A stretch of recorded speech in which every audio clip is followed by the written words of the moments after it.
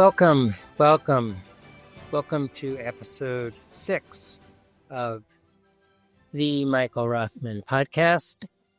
And as a reminder, the opinions expressed here are mine and are not necessarily those of Space Labs Healthcare, company for which I work. Today, I wanted to do something a little different. I wanted to relate some sad news. A good friend of mine, Dr. Duncan Finlay, just recently passed away on July 25th of this year. And why is Duncan's passing relevant to my podcast? Well, there wouldn't be a podcast. There wouldn't be a Rothman Index. There wouldn't be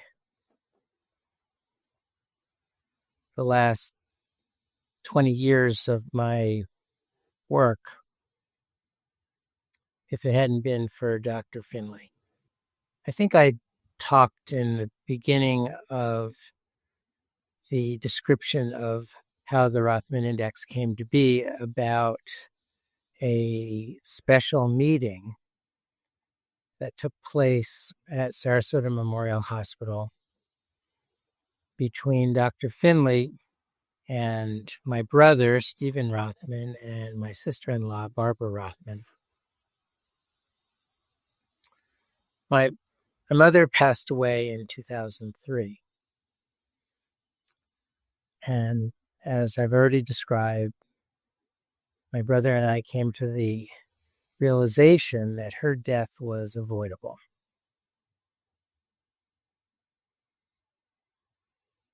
And we came to the determination that maybe we could do something to prevent what happened to our mother from happening to another person. We had some ideas, and I only described one of them, but we had some ideas, including a patient acuity score. And at that meeting between my brother and sister-in-law and Dr. Finlay at that point was the CEO of Sarasota Memorial Hospital, approximately an 800-bed facility in Sarasota, Florida. And I guess the first part about it was sort of surprising to me that my brother was able to get an appointment with the CEO of the hospital. This was following my mother's death. And so my brother met with Dr. Finlay, and I think I'll interview him at some point. But he described what had happened and what we thought had been missed. And then he came to Dr. Finlay with a proposal that he allow me and my brother to come into the hospital and to really perform an investigation. We had some ideas of what we thought might be helpful, and we wanted to kind of try them out. So I had been involved in consulting for quite a number of years, working for IBM. And I was almost sure that the reply from Dr. Finlay. I mean, I was surprised that he got the meeting to begin with, but I was sure that the response was going to be, well, we're very sorry for your mother's death. Unfortunately, these kinds of things do happen. And, but no, we can't let you come into the hospital. That's what I expected. And probably that's what the vast majority of CEOs would have said. But Dr. Finlay was an extraordinary person with an always curious mind.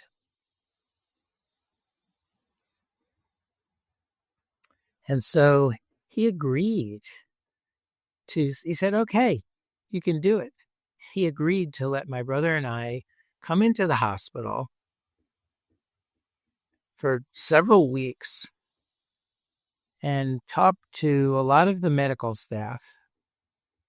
In fact, assigned a nurse informaticist to work with us to see what we could see. There is sort of a backstory, and that is Sarasota Memorial had been one of the early adopters of electronic medical record systems, and their EMR was an Eclipsys EMR. Eclipsys was later merged in with Allscripts, and then that was sold to Harris. It has another name. At that time, Eclipsys was one of the leading EMR companies. They had almost all of the academic medical centers as customers. But they had an Eclipsys electronic medical record system for 6 or 7 years at that point. And Duncan was frustrated because they had all this data that they'd collected on patients, but he didn't think that they had gotten any particular value out of it.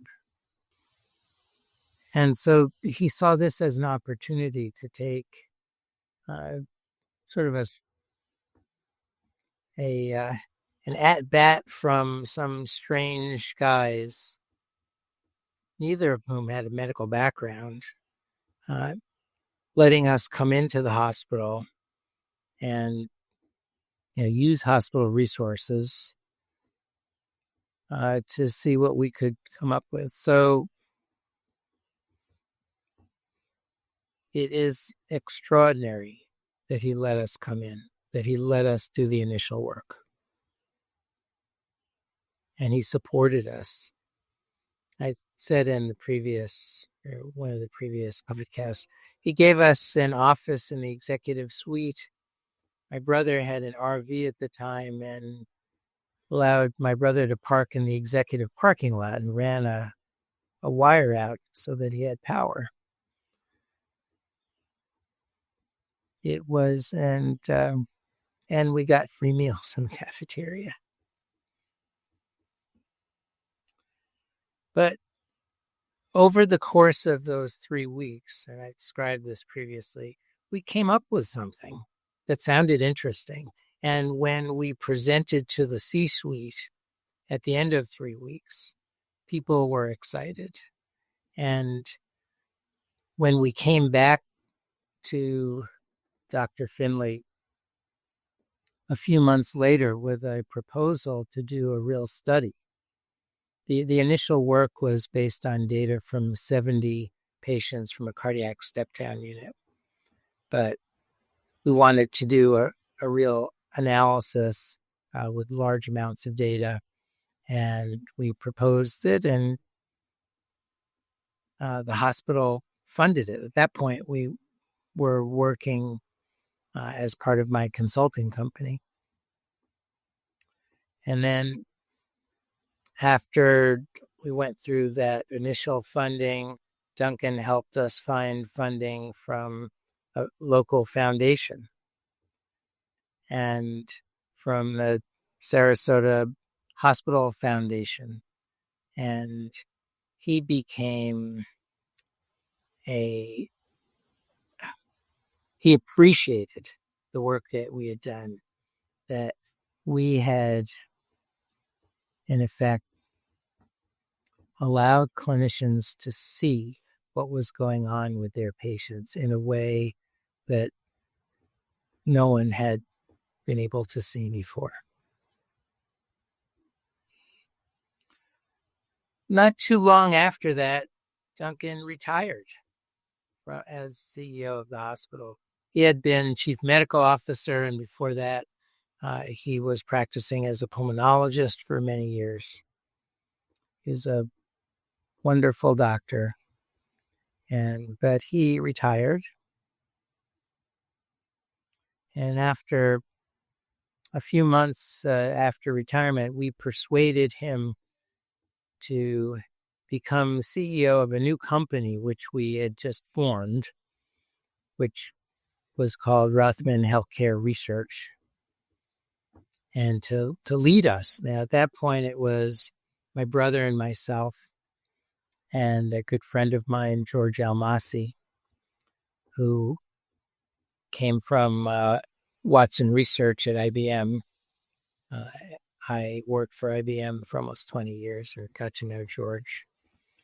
And later on, it involved my son, Daniel Rothman. So there were 5 of us, and Duncan was the CEO. And came to really believe in our work, really believe that we had the power, we had the capability to allow doctors to do something that they hadn't been able to do before. And he fought vigorously, first as our CEO. Then he went out eventually and hired a CEO who had been CEO of other startups and knew how to raise money. Duncan knew a lot of things, but he had been CEO of a 5,000 member organization and didn't really know how to raise money for a 5-member organization. But he remained part of our team, was on our board for many years, and became a great friend, and remained a great friend, he and his wife Michelle, until this day.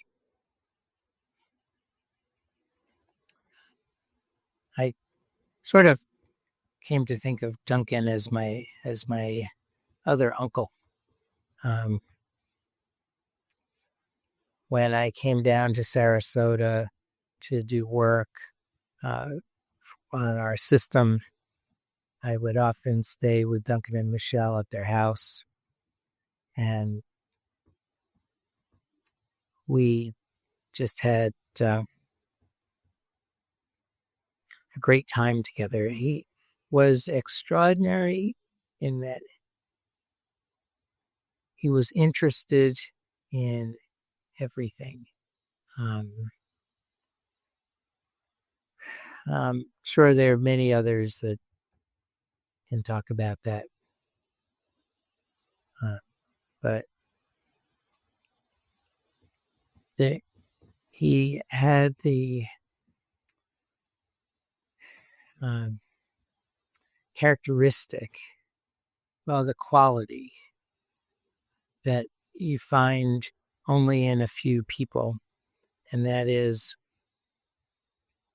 the ability to enjoy your success as if it were his own.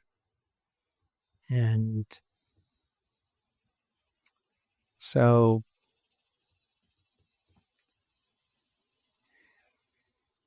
I spoke to him a few days before he passed away. He was at the hospital, at Sarasota Memorial Hospital, for about a month before he passed away.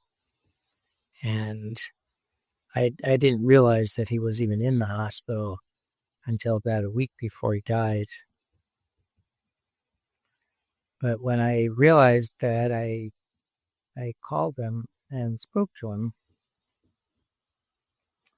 I reprimanded him for being in the hospital. It was unacceptable. But on a more serious note, we talked. I'm not going to describe his specific medical condition, but he was weak when I spoke to him. And I asked if he knew what his Rothman Index was. He said no. But I could tell from just talking to him that the prognosis was not going to be a good one. And I talked to him about this podcast. He was interested. I don't know if he saw the teaser or not. Maybe not. But being in the hospital for so long is in itself a depressing thing. And for those of you who have had that experience, and I hope it's not many, but I'm sure it's some, being in the hospital for that long is a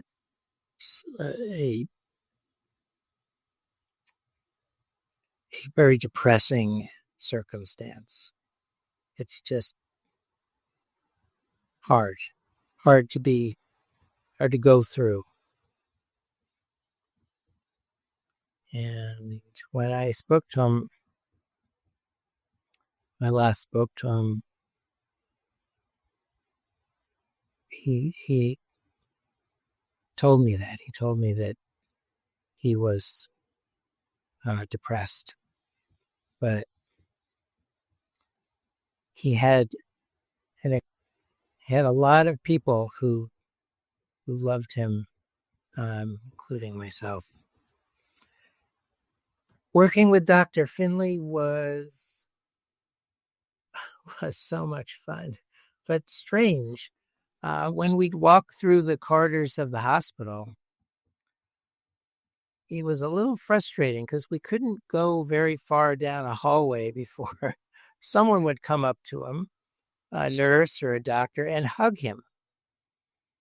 I don't think that's the normal situation for hospital CEOs, but he was loved by the staff at Sarasota Memorial, and he had a wide circle of friends who loved him as well. And if he had not had the vision to place a bet on a couple of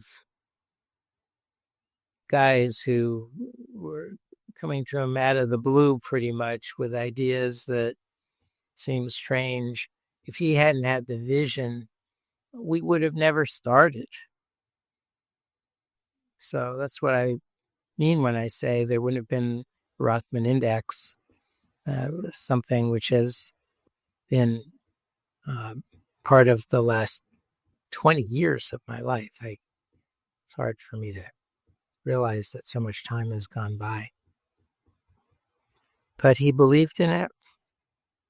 He relished our successes. He agonized over our failures. There have been highs and lows along the way. But he's a good man, a great friend.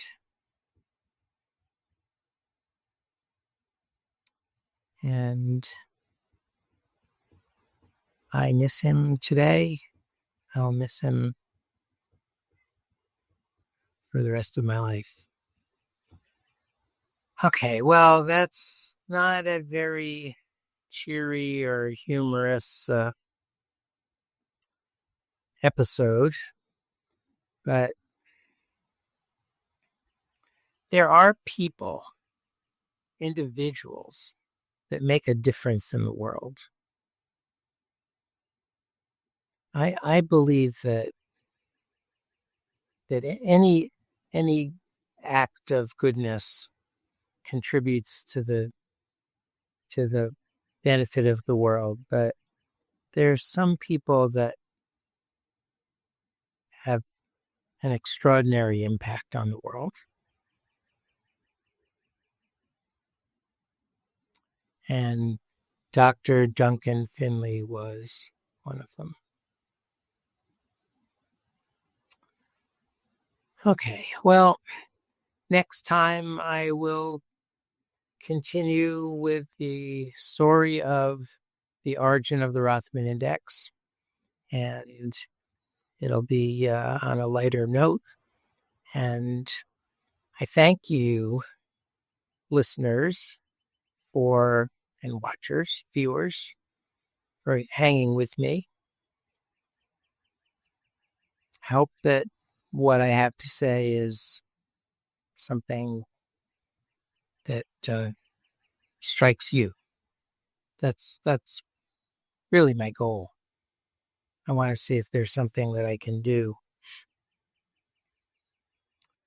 to inspire you, to motivate you, to help you as you work in this healthcare world, or as you don't. If you're not part of healthcare. I guess we're all part of healthcare, on one end or the other. All right. Well, that said, this is the end of episode 6 of the Michael Rothman. As always, my best wishes to the other Michael Rothmans out there. I know you are all wonderful. And until next time, have a great day, and I'll see you soon.